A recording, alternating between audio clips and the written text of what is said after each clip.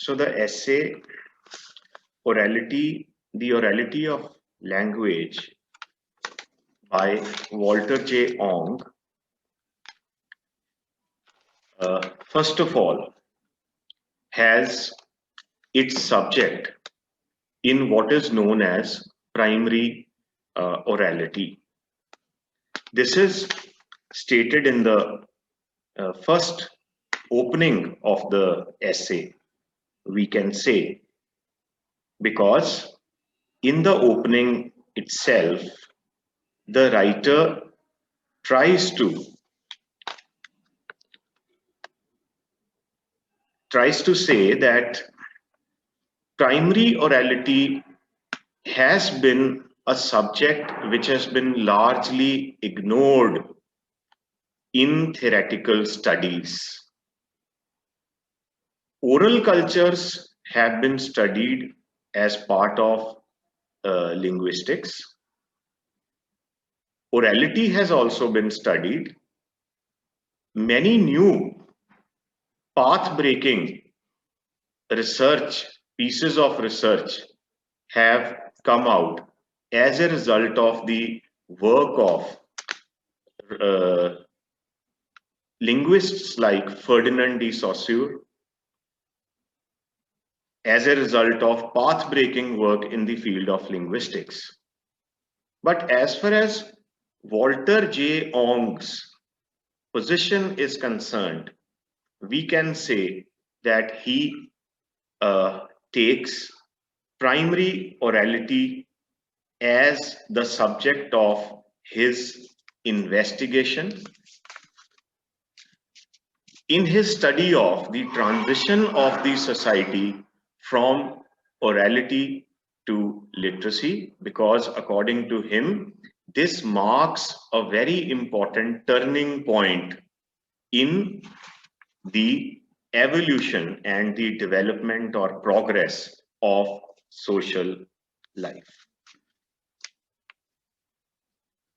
Now, first of all, we need to be clear about this term, primary orality, as distinct from orality per se. Now, let me read from the essay. I quote, "There is a sizable literature on differences between written and spoken language, which compares the written and spoken language of persons who can read and write." Thereafter, he goes on to say, these are not the differences that the present study is centrally concerned with. The orality centrally treated here is primary orality, that of persons totally unfamiliar with writing. Unquote. So we can understand primary orality as the condition of life and speech when writing has just not been discovered. Writing has just not come into existence, or the advent of writing has not taken place. It will be useful to remind you that the essay has been taken from the book titled Orality and Literacy, the Technologizing of the Word. So this gives us a very important cue that the writer takes the transition from the condition of orality to the condition of literacy in a very distinct, in a very different way.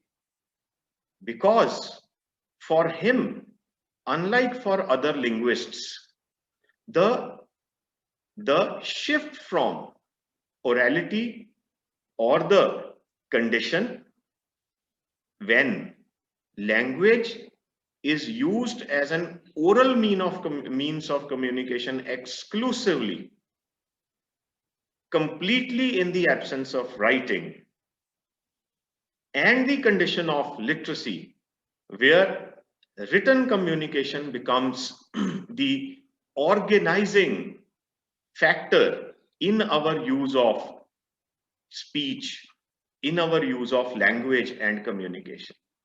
The basic difference between these two conditions for the writer is not just a question of medium transferability, that it is simply a transition from one medium, that is the medium of speech, to the other medium, the medium of writing.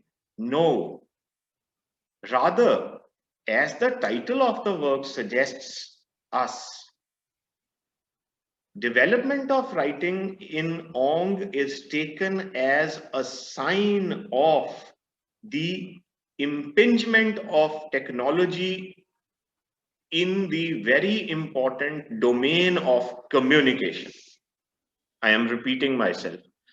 It can be taken as a sign of the impingement or the entry, the introduction of technology in the field of communication. Because after all, right from its inception and beginning, writing has to be seen as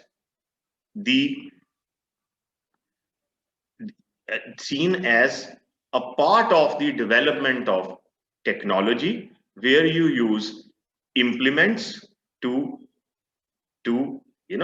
perform the functions of life. This is the first point. The first point basically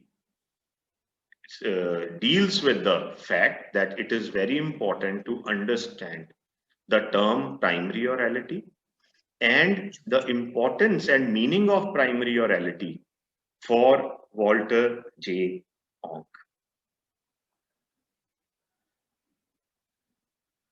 When we say that the advent, the beginning of writing, rather than being seen simply as a question of medium transferability, as is done normally in the field of linguistics,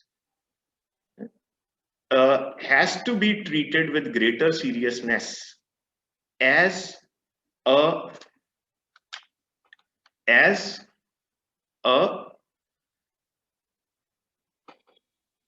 change. I am quoting from the text, as a change in mental and social structure incident to the use of writing. So the introduction of writing, the use of writing in the field of communication is a more serious question than the linguists have, then the linguists imagine, because the introduction of writing brings about or results in differences in mental and social structures, by which we mean the introduction of writing leads to some transformation in the human mind, human consciousness, ways of life in the social, in the social life. Because as the writer will later on try to show us, the transition is from sound to text. From sound as the basic unit of communication, to chirography, which is the use of text, the use of alphabet and letter in the process of communication. Now, after introducing the term primary orality, Ong refers to writers like Jack Goody who have tried to study the effects of writing and written language on the human mind and society before him. A little later, he mentions two very important figures. One is Milman Parry, second is Eric A. Havelock, who, according to him, have worked in the field of applied linguistics and sociolinguistics and dealt with the orality literacy contrasts. So this is a way of telling us that a new tradition in the study of linguistics is emerging, where primary orality is being taken as the subject of study, and these studies have a more intimate relationship with sociolinguistics and applied linguistics than with literary studies or linguistics. So, just to repeat myself, he refers to important figures like Milman Parry, Eric A. Havelock, whose works in applied and sociolinguistics have attempted to study the oral modes of thought, expression, and speech, and their contrast with the written modes of expression and with text, or in short, with the transition in communication from sound to text and the fallout of this transition for human mind, human consciousness, society, and social life. Because as I have already said, he does not view this simply as a question of medium transferability, but as a more serious question related to the changes in mental and social structures incident to the use of writing. The next section in this essay, which extends to, we can say, 2 or 3 pages, deals with the reasons for the reawakening about the importance of oral traditions. The reasons for the reawakening about the importance of oral traditions. Now, what are the reasons that researchers, academicians, and writers have increasingly turned towards the study of what we have just described as primary orality? There are 3-4 reasons given in this text for this development. What are they? Number one, the first reason is that there has been a realization that language basically is an oral phenomenon, by which we mean, and this was a part of the contribution of Ferdinand de Saussure, that the importance of oral speech was clearly affirmed, that in its basic character, language is an oral phenomena. We can say this in other words, that orality is primary. Why? Because orality is inherently, or language is oral and is inherently bound with sound. So if we say that orality is primary, we have to say that literacy is secondary. Because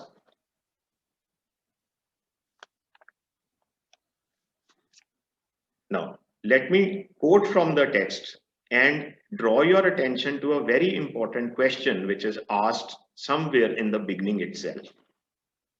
Before taking up, I'm quoting, before taking up Parry's discoveries in detail, it will be well to set the stage here by asking why the scholarly world had to reawaken to the oral character of language.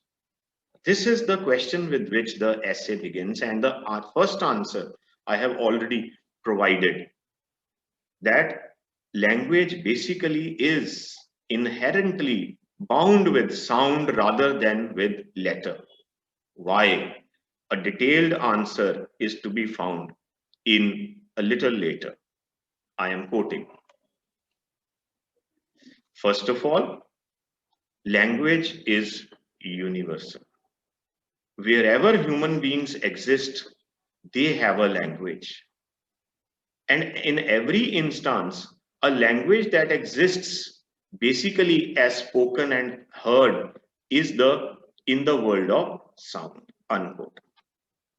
So language is a very, very important phenomena as far as human life is concerned, because it is linked with human consciousness. But the relationship of human consciousness with spoken language and with written language is different. We can say this is the second implication of Ong's thesis. And the world, the literary, the academic world has now reawakened to the importance and need of studying the orality of language, particularly primary orality. So, the oral character of language is the primary reason that we need to retrace the character of oral societies and then compare them with literacy societies where literacy prevails as the organizing factor in communication. So I am quoting. Now this is related to the point that language is basically an oral phenomenon. Now look at the explanation provided in the essay. I am quoting.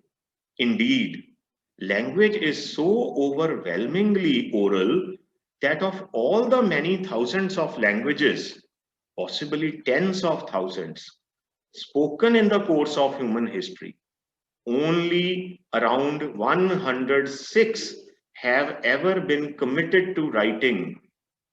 This is the point, unquote. That if tens of thousands of languages have been used and have flourished on the face of this earth in different human societies and in different phases of human history, only a handful of them, numbering maybe 100 or a little more, have been converted to writing systems. So this establishes the point we were just making, that language basically is an oral phenomena. It is bound, language is bound more closely with sound than with text. As far as the basic composition, the nature, constitution of language is concerned. Now, if we talk in layman's language, we can say, and it is said in the essay also, that we make use of all our senses: touch, taste, smell, sight, in speaking and in listening. So it is a spontaneous speech, is a spontaneous response to the experiences of life. It involves not only the faculty of reason, which comes into play when we come to writing, but it involves all our basic senses, like the sense of touch, sense of taste, sense of smell, sense of sight. So sound is close to the flesh and blood life of man. It's a spontaneous response to experience. So it is, we can say, stimulus we provided by the sense of touch, taste, smell, sight, etc., which prompts us to speak. Just to speak out of context, I am reminded of William Wordsworth, who said poetry is emotions recollected in tranquility. So while writing, now you don't use recollection in speech when you're speaking, but in writing, somebody as important as Wordsworth has himself conceded that recollection has a very important role. Ratiocination, the use of reason, the use of intellect, the use of thought, all these, uh, acquire greater importance when we come to writing. So the reawakening in the field of academics to the importance of the study of orality, first of all, is linked with this. The primary importance of speech, of oral communication, and of sound in the basic composition of language. Second point, because of this reawakening has taken place, is the fact that spoken language is universal, written is not. Wherever human beings exist, they have a language, and most of the times this language is spoken rather than written, because so many different languages have simply vanished from the face of the earth without being converted into written forms. So we can say that spoken language, and he will give more, more important reasons for this later on. But at this stage, after saying that it is close, it is the stimulus provided by touch, sense of taste, etc., prompts us to speak, and it is more natural for us to speak than to write. We can also, at this stage, say that language is spoken language defines or is integral to the process of thought and consciousness. Then, going a little further, language, spoken language is universal, written language is not.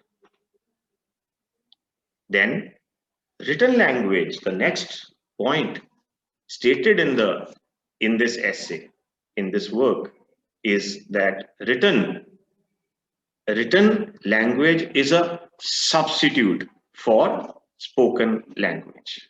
It's a substitute.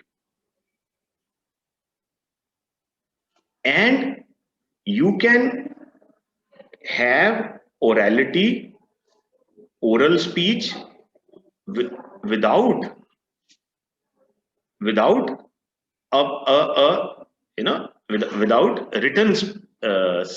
forms of writing. But it cannot be the other way around, because elements of oral speech continue to exist even in written forms of communication. This, I believe, is the next important point we have to understand in this essay.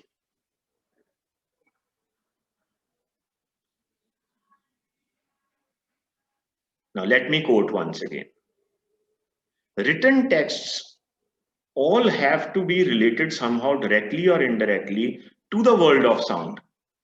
Because even when you have a written text, you have to read it and the act of reading the text converts the text back into sounds, because whether you are reading it mentally or you are reading it aloud, you are reconverting the written text into sound. So we can say that the sound continues to reside in the text, and a text cannot exist without sound. So I'm quoting once again. Written texts all have to be related somehow, directly or indirectly, to the world of sound, the natural habitat of language, in order to yield their meanings. Reading a text means converting it to sound, aloud or in imagination, syllable by syllable, in slow reading or sketchily in the rapid reading common to high technology cultures. So finally, a very important statement is made here. The statement is that writing can never dispense with orality.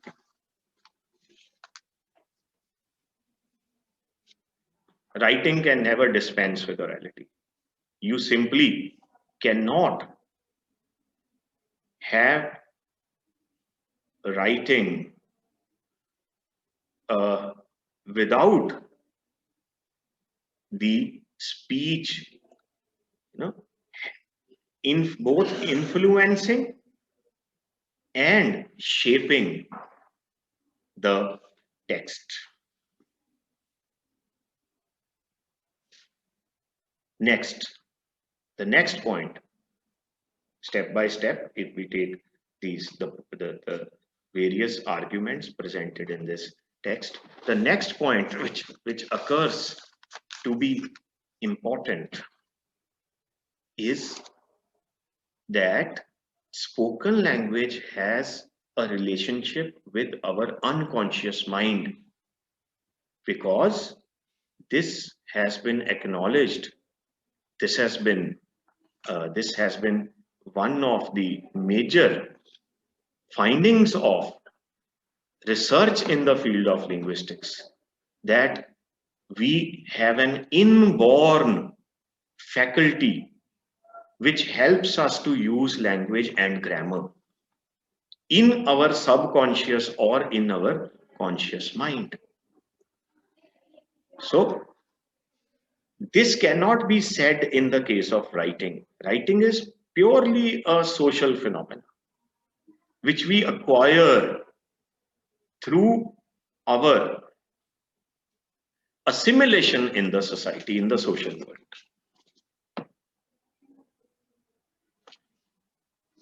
So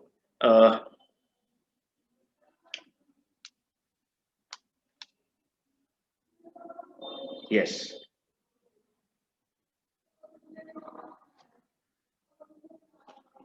So the point I was making was that spoken language has a relationship with our unconscious mind. We are born with the abilities which help us speak at the very early stages of life.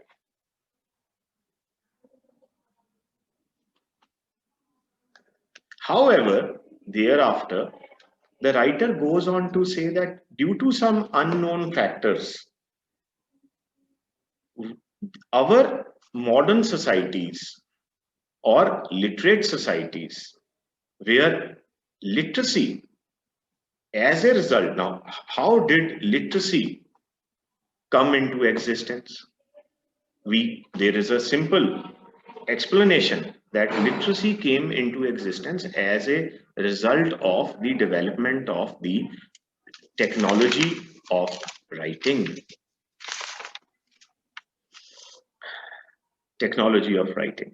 And as a result of the development of scripts. So the transition from sound to text, described as chirography. But due to some unknown reasons, I am quoting from the text. Despite the oral roots of all verbalization, the scientific and literary study of language and literature has for centuries until recent years shied away from orality.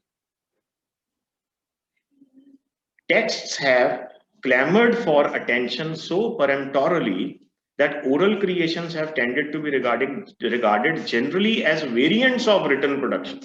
So, because of a strange inversion, a kind of a reversal, what was primary was made secondary, and what was secondary was made primary.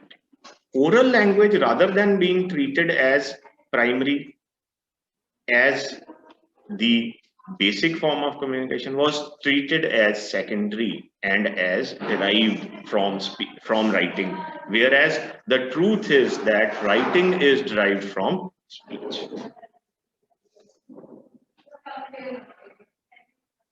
Now, thereafter, we can take the perception of the writer in relation to the written text, the written forms of communication. The first thing that he says is that when dialects are converted into grapholects or writing systems, so in his views on written communication, which comes into existence as a result of the development of scripts and the development of the technology of writing, the writer says that when a dialect is converted into a grapholect, it increases the potential of communication immensely, tremendously, because I am quoting, the grapholect, known as Standard English, has accessible for use a recorded vocabulary of at least 1.5 million words, of which not only the present meanings but also hundreds of thousands of past meanings are known. A simply oral dialect will commonly have resources of only a few thousand words. So when, after having identified the various reasons for the reawakening of the academic world to the importance of orality, which can be linked to 3 or 4 things. One is that spoken language is primary and written language is secondary. Secondly, spoken language is universal, written language is not universal. Then written language is a substitute for oral language and continues to reside in all texts. Then spoken language is linked with the unconscious processes of mind.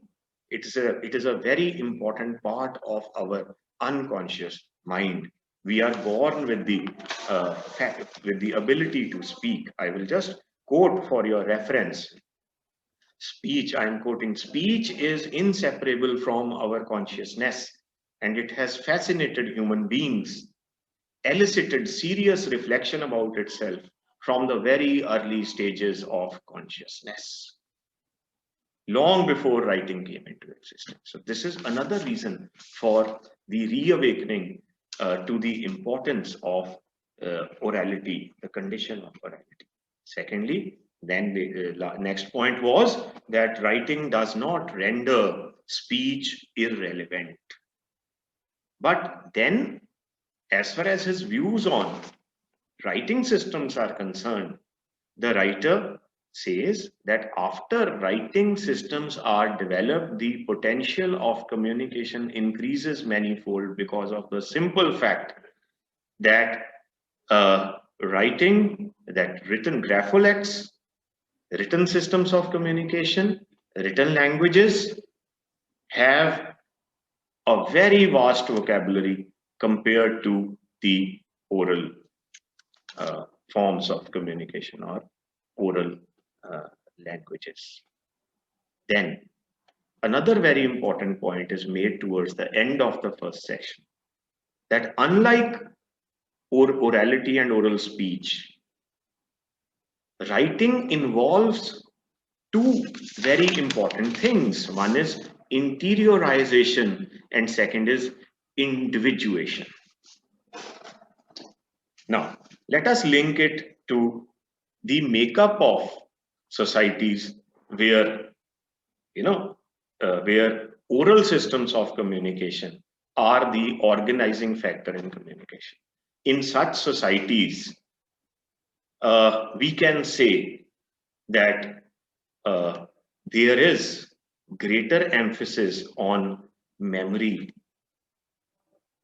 because literary creations exist in the form of, we can say, condensed wisdom in proverbs, in epics, in which never were converted into written text in the early stages. So proverbs, folklore, folk tale, epics, all these were common forms of communication in the earlier societies when written languages had not been developed. So what I mean to say here is that the possibility of interiorization and individuation was very little. The individual interpretation of experience was, the possibility of this was less. As writing systems develop, interiorization and individuation become more common. Reminding you of what I said about Wordsworth, that poetry is emotions recollected in tranquility. So there you have the possibility of recalling your experiences and putting them down on paper. The act of writing is connected with a rational individual interpretation. This is probably the biggest change he is hinting at. In earlier societies, as Roland Barthes has brought out in his very important essay, The Death of the Author, in the earlier societies, the concept of the author was not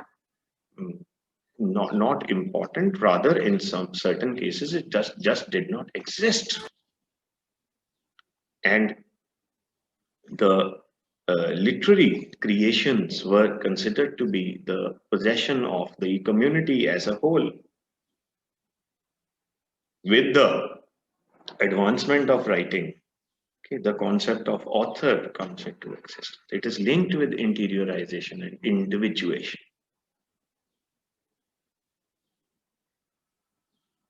So these were some of the most important points as far as the first part of this essay was concerned.